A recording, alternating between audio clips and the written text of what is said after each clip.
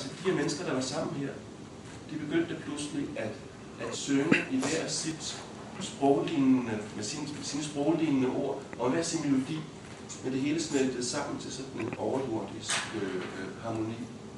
Jeg fik bare en fornemmelse af, her er Gud lige midt mellem de mennesker, og så fik jeg samtidig en oplevelse af, at jeg var langt væk, at jeg var udenfor. Og det startede så et års kamp, hvor jeg prøvede ligesom at finde ud af, hvor er jeg egentlig i forhold til Gud. Og hvor jeg begyndte at få sat navn på ting i mit liv, der gjorde, at jeg ikke kommunikerede ordentligt med Gud. Og så et år efter, så lykkedes det mig at få talt med en medkristen om det, og få bekendt alt det her som synd, og det er jo det, man kalder det, når man er blokeret i forhold til Gud.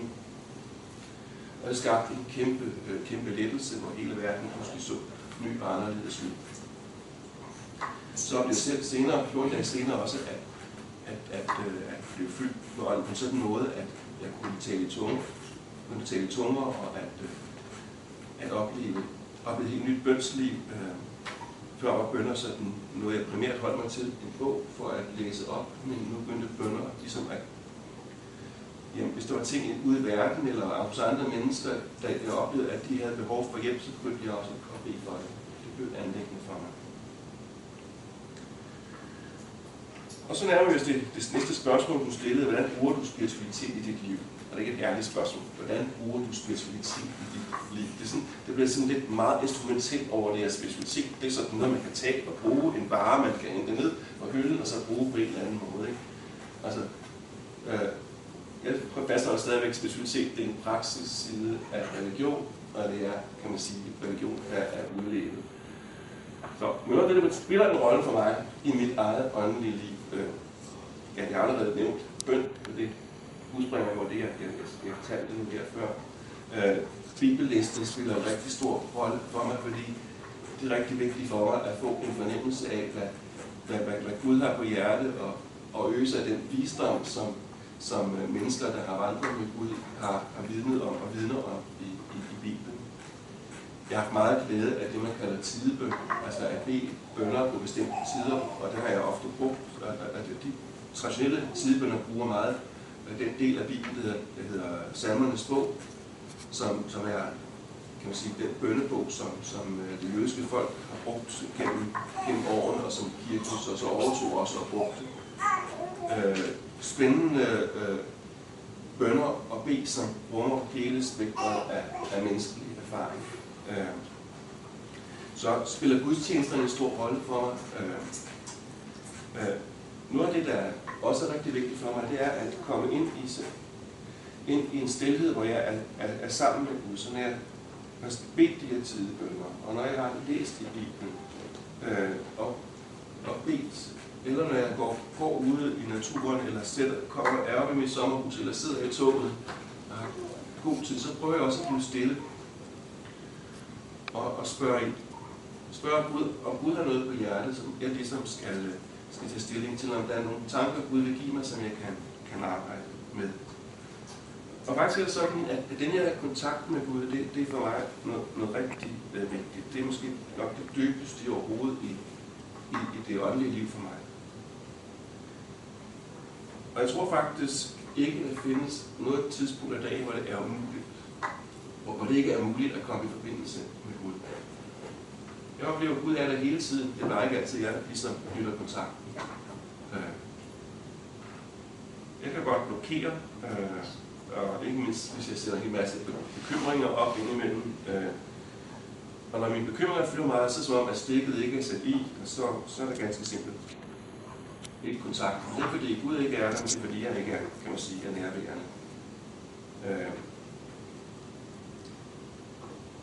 Mine bekymringer, det er noget af det, der blokerer allermest for mig i min relation til Gud. Men så er det ofte at høre Gud sige, hvorfor bekymrer du dig, når du nogensinde har grund til at tvivle om, at jeg er der hos dig. Så nogle gange så oplever jeg, at de der samtaler med Gud, at jeg bliver sat på plads. Og jeg ved godt, at Gud er større end alle mine begreber om Gud, men i de der samtaler, der får jeg en oplevelse af Gud, som jeg kan gå ind i sådan en aktiv relation med. Og det betyder rigtig meget mange gange i mit liv. Både i de små ting, men også i de store ting.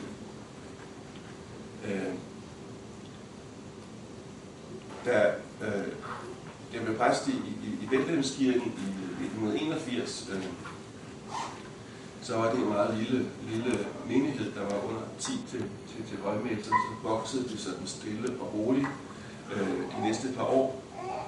Og da vi nåede frem til 84, så var vi så mange, som havde en kernegruppe på 20.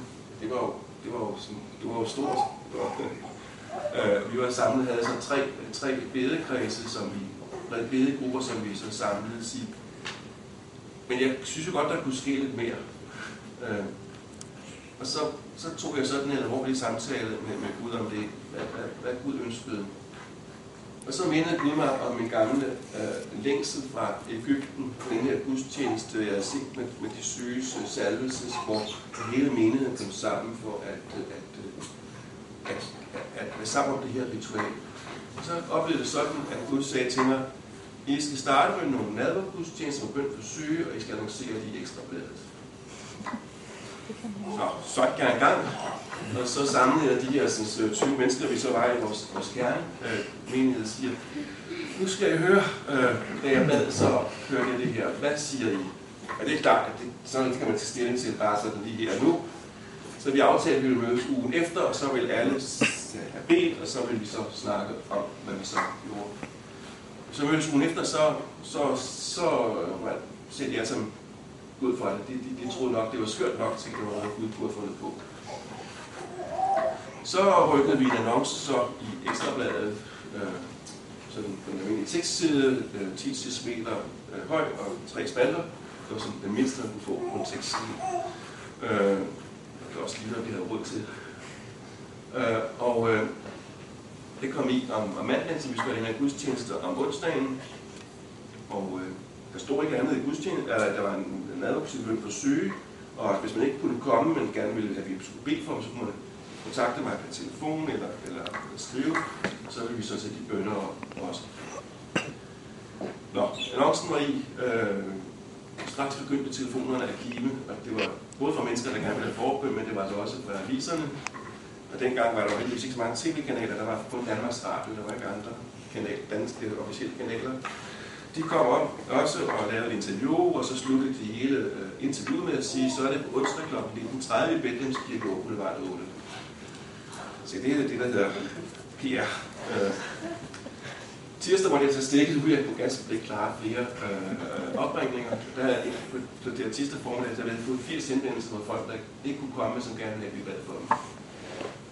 Og kirken, så kom det frem til onsdag, var fuld, dels af mediefolk, og dels af folk, der gerne vil med. Det vil sige, der var ikke plads til alle. Men kirken er ikke så gevaldigt stor. Altså, vi har cirka 200 sædepladser, men altså, nogen måtte dog hjem. Der var så 40 mennesker, der var fremme til forbøn. Og det var det vildt udstyr. Der var ikke så mange af mine kolleger, der syntes, det var en god idé.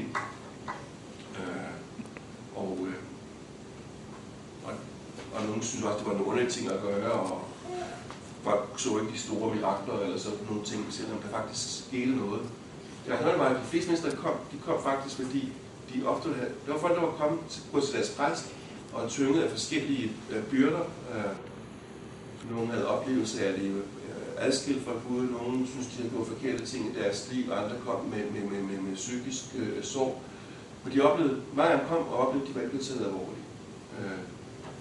Mange fortalte for eksempel, at det gik igen flere gange. Jeg var gået op til min præst og sagde, at jeg har noget synd, der tynger mig, og så havde præsten sagt, nå ja, vi er jo alle synder, vi kan ikke kop kaffe. Og så var det sådan endt der. Og det gjaldt jo ikke de her mennesker og videre. Så det var rigtig mange af dem, men det kan man også ikke sige videre. Så kom der en mor med sin datter, som lige havde været på Rigshospitalet, og datteren led af noget allergi, og nu havde Rigshospitalet ville opgive behandlingen. Det kunne man jo heller ikke lige se, om hun blev helbredt for, men altså 4 år senere fik jeg faktisk vide, at hun var blevet helbredt for det. Men det vidste det ikke på det tidspunkt. Hvorom alting er, der skete noget med vores menighed på grund af det der.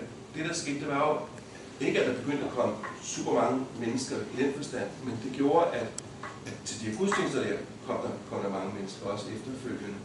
Det betyder også bare, at jeg måtte se i øjnene, at hvis det her skulle fungere, så var det vigtigt, at det ikke bare var en præst, der skulle bede med alle de her mennesker, men så måtte alle de 20 vi var, vi måtte alle sammen engagere os på en eller anden måde og løfte forskellige opgaver med sådan en gudstjeneste. For ellers kunne vi ikke tage os af de mennesker, der er interesseret i at få den her hjælp. Og det gjorde, at vores menighed fik sådan en, kan man sige, en terapeutisk side, og at vi havde rigtig brug for, at Gud gav nådegaver også til at bede med mennesker, som er syge eller som ved, hvad enten det var til sjæl eller til krop. Så det der med at prøve at gå til Gud og sige, vi har her nogle problemer i vores menighed, vi vil gerne have noget vækst for eksempel, ikke? Altså, og Gud så siger, så prøv at lytte ind til, hvad har Gud på hjertet, og så får man måske nogle skøre idéer, men så er det så vigtigt igen også ligesom at tale sammen om og bede sammen om den her bare er en skør idé, eller det rent faktisk er for Gud. Paulus siger nogle ord om, at prøv alt at beholde det gode, og prøv alt betyder ikke, at I skal eksperimentere alle mulige ting, men efterprøve om det her, de inspirationer folk siger, de får fra Gud, om de nu også er fra Gud. Og det arbejde står i dag med arbejdet i Mesterens Lys, hvor jeg prøver at nå ud og være med til at prøve at bygge bro ind til mennesker, der er åndeligt søgende eller er i de forskellige nye åndelige miljøer. Det er også lidt på samme måde, ud fra en desperation. Jeg oplevede, at det var så svært at få kommunikeret med nogle af de mennesker, der var i de nye åndelige miljøer. Centrale ting i vores tro blev ikke forstået. Og samtidig oplevede jeg, at min dogmatik kom i vejen i sjælesorgen for dem. Specielt mennesker, der kom med oplevelser af tidligere liv. Og så må jeg sige, at hvis du ikke opgiver din tro på reinkarnation, så kommer vi videre i sjælesorgen, og så var det jo overstået, har jeg sagt. Og det at gå en gang, måske to, en tredje gang, begynder det at gøre ondt. Og jeg havde i hvert fald oplevelsen af, at jeg ikke rigtig havde fanget, hvad det var, Gud ville sige, at jeg skulle gøre i sådan nogle situationer. Så jeg var blevet rigtig frustreret og rigtig desperat.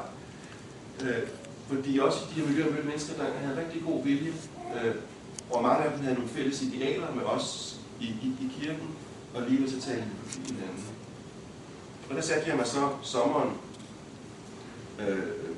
94 ned. Det var den eneste solskinsdag i den sommerferie. Så satte jeg mig ned på sommerhus, vi havde lejet, og så sagde jeg til Jesus, det her det kan altså ikke passe. Der må være en vej. Og der oplevede jeg igen det der, sådan, at Jesus mødte desperationen, og så siger han, nu skal du høre, du skal bare lave nogle møder, der hedder I Mesterens Lys. De skal finde sted i Østerbrogården. Østerbrogården er et sted, hvor mange af de bevægelser holder deres møder. I skal indrette lokalet sådan og sådan. I skal lave en annonce, kommer i bladet, det skal se, at der er et nyt aspekt, og det skal se sådan ud. Mødet skal have den og den form. Og jeg sagde til Jesus, siger tak, jeg kan godt arrangere møder, jeg synes stadigvæk, jeg har et kommunikationsproblem. Så sagde Jesus til mig, det skal du ikke bekymre dig om, fordi jeg vil give min direkte tale, profeti, den kalder institutioner, til hver undervisning, I skal have. Så skal du bare ikke bekymre dig om. Så gik jeg til min kollega og sagde, da jeg kom hjem fra ferie, sagde jeg har fået det her, hvad siger du? Jeg gik til Johannes Aagaard fra Dialogcenteret, det er jo desværre nedlagt, og sagde, der kan jeg være få noget modstand på, fordi det er helt vildt. Og jeg sagde, det er en anden mådegave end Dialogcenteret. Jeg var bare op til hver tid. Så gik jeg til Københavns Stiftsudvalg for nye religiøse strømninger. Jeg synes, jeg har fået det her. Hvad siger I? Det lyder da spændende, det vil jeg gerne følge.